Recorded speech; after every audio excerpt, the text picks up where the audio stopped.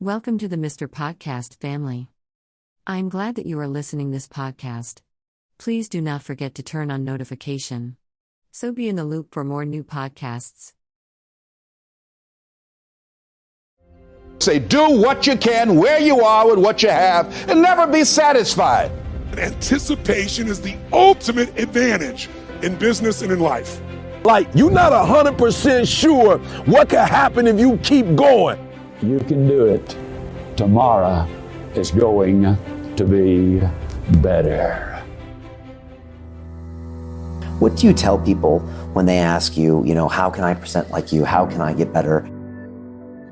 The thing that really helps is I've learned about the perspective, to change my perspective. So for example, I show up to give, and I always remind people that the most important thing about being an effective presenter, an effective speaker, is you have to show up with a giving attitude. You have to show up to give. You know something, you've seen something, you've done something, you've tried something that someone else thinks others need to hear. That's why they invited you to speak. The problem is the number of people who show up to take, to get. And you can see it, it's very plain to see. People ask a question and they say, "You'll have to buy my book."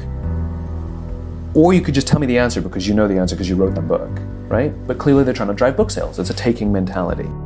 Every single slide of their PowerPoint has their Instagram, their email, their website, their Facebook. Well, clearly they want you to follow them. They want you to reach out. The last slide is their website and their email, right? They have a taking mentality. They come up and the first thing they do is tell you their credentials. Hi, my name is Dr. Blah-de-blah, I have 6 PhDs, I've worked for 55 companies, I advise CEOs and generals, and let me tell you a little something. It's about them.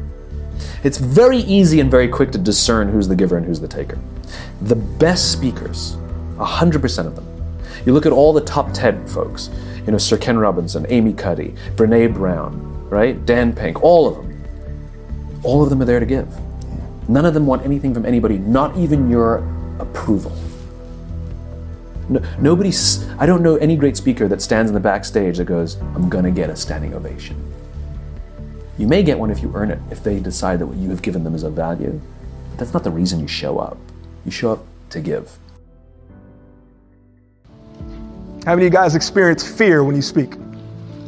How many of you, by a show of hands, know that public speaking is fundamental to your industry, your career? By a show of hands. How many of you, by a show of hands, honestly speaking, experience a little bit of fear when we talk about public speaking? Raise your hand. And over the last 3 years, I've had the opportunity to travel the country and deliver presentations like this. And what I've picked up on is that there are certain patterns. There are certain patterns and certain skill sets that, if applied, can make a public speech amazing. If you follow these principles that we're going to talk about today, I don't care what industry you're part of. I don't care what work you're in. I don't care what year you are. I don't care how old you are. I believe if you apply these principles today, you can literally transform where you are and take the journey to where you want to be. Straightforward. I believe there's 3 principles, 3 A's of public speaking. 3 things that I wanted to leave you with today, and I believe if you take action on it, you're going to be like, "Oh my God, I'm glad I came." So, number 1, authenticity engages. November 2017, I was afforded the opportunity to give my first TEDx talk. And man, can I tell you, I was excited. You got to imagine a young professional starting out, ready, 26 years old. And I want to make this very clear. So I'm thinking to myself, and what I used to do is when I prepare, I would give a talk at least 100 times before I give it. Write that down. I give it mentally. I give it out. I talk to people conversationally in the shower. I'm like, okay, all right. I'm going to do this, right? And I think to myself, PowerPoint or no PowerPoint? That's all I'm thinking. I'm like, okay, if I give this presentation, should I use the PowerPoint behind me? Should I just use me? Or should I use the PowerPoint? So I'm researching and I'm watching. I've watched more TED Talks than you could possibly imagine. And I'm like, okay, they do this, they do that. Okay, I've seen good ones with the PowerPoint. I've seen good ones without. And what I noticed is I said, you know what? I'm gonna ask my closest friends and family. I'm gonna take a poll. 12 people that I love that know me well. I said, sister, should I use a PowerPoint? She goes, yeah, something to back you up. Use a PowerPoint. I go, Mom, should I use a PowerPoint? She says, no PowerPoint. Use you. I say, bro, should I use a PowerPoint? He goes, yeah, you need the stats to back up what you've done. I said, cool. I go through the entire list. 6'6". I put the list down and I go, what was I thinking with an even number? I'm getting ready for the biggest speech of my professional life, right? And professionals, people that I love are telling me no PowerPoint, PowerPoint, and it's 6'6". And I'm like, how am I gonna break this tie? And I'm like, wait, I didn't ask one person. I didn't ask myself.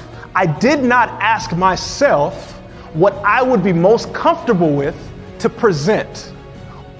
When we talk about public speaking and why I say authenticity engages, listen to me here. You have to know yourself before you go and seek advice. You have to speak from the gut before you go and ask.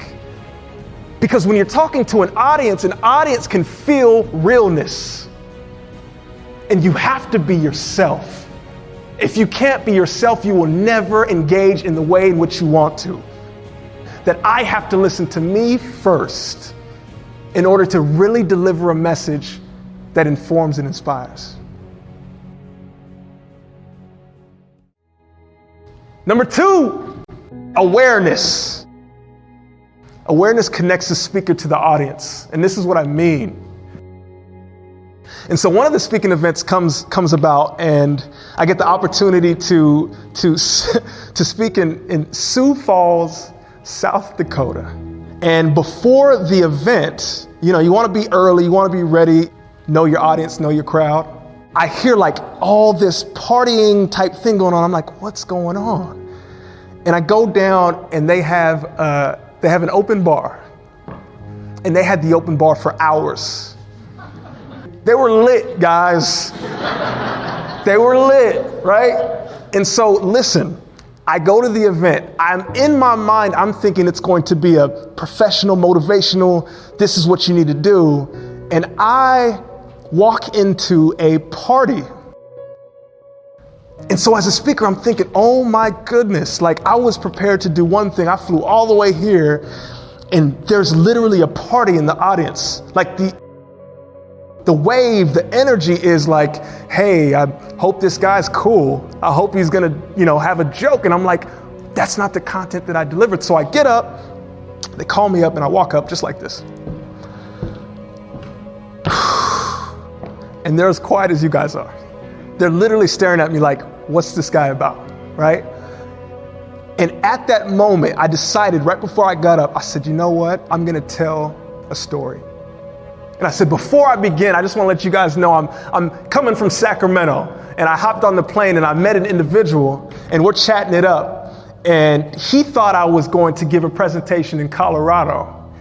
And I told him, no, I'm actually giving a presentation in Sioux Falls. And the look on his face was blank. And he said, excuse me, where? And I said, Sioux Falls. And he said these 3 words, and I'll never forget it. He said, are you sure? And I said that, and there was a man sitting right where you're sitting. And he literally laughed like he was at a Kevin Hart special. He lost, I'm talking chair went back. He's laughing so hard, it's about a crowd of 200, that everybody, you guys ever caught this? When somebody laughs so hard that you have to laugh? The whole crowd literally just starts busting laughing. And I start laughing from the stage. I'm like, man, if this is how it's gonna be, let's have a good time. And at that moment, I realized something, because the old me would have been so stuck on the preparation part that I would have never had the audacity, I would have never had the awareness. Situational awareness is what I mean. When you speak or present, sometimes things will not go as planned. And there's no way to plan for it. And what you have to do is be fluid and malleable and ready to rock with the situation. And if you have situational awareness, what often can happen is you can play on what is happening. I said, open bar, alcohol, social event, I'm coming with motivation. If I switch it just like this and tell a joke and let them know I'm not all serious up here, the audience will be on my side. Number 3, audacity. Audacity informs and inspires. You have to be bold in order to give a speech that's going to last. How many of you guys experience fear when you speak? Fear of an opinion of other, fear of being criticized, fear of not being good enough, fear of tripping up on a word, fear of what you look like. We know that fear drives most of us. And I'm here to tell you that audacity is what you need. Boldness is what you need. If you want to deliver something and absolutely be transformative, I'm passionate about this. I believe this because I live this. I'm telling you, you have to be bold. You can't half step into your presentation. You have to be bold. You cannot half step into your presentation. And one of the ways in which we do that is we deliver a story. Story includes power. Stories are powerful. They're the most powerful thing that you can do when you open your mouth, because the brain operates in pictures, and a story has the ability to paint the picture in the mind of another individual. They did a study about TED Talks, and the top TED Talks, I'm talking the million hits, the top TED Talks, 85% of them were story-centric.